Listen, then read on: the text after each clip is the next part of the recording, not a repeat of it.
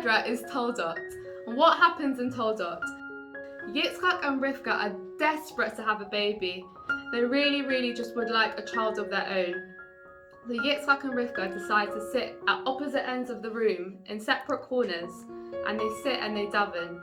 Yitzchak sits and he says to Hashem, please give Rivka a baby.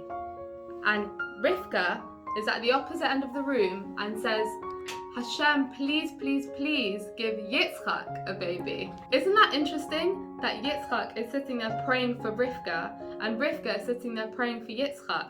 You'd think that Yitzchak would be praying for himself and Rivka would be praying for herself. What we see from this is Yitzchak's pain is Rivka's pain, and Rivka's pain is her husband Yitzchak's pain. For a giver, your pain is my pain. Your simcha is my simcha. When you look into the Amidah, the silent prayer, it's funny, everything ends in nu.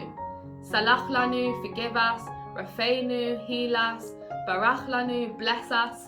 Everything ends in nu. Even in Israel, they're always saying nu. Why is it? Rabbi Pesach Keren, he's an international speaker, he's a rabbi and a mohel.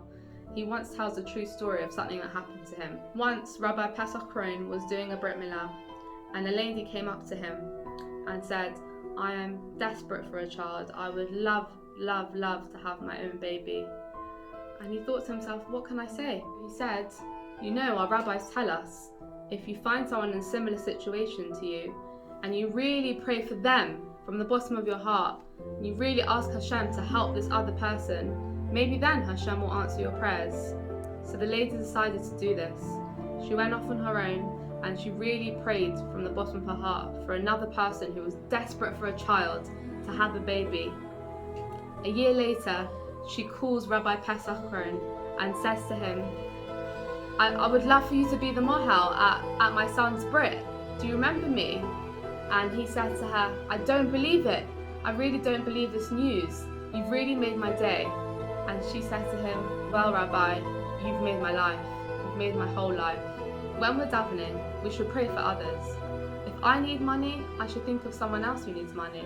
If I need better grades in my homework, I should think of someone else who needs those grades. If I want good health, I should find someone else that needs good health.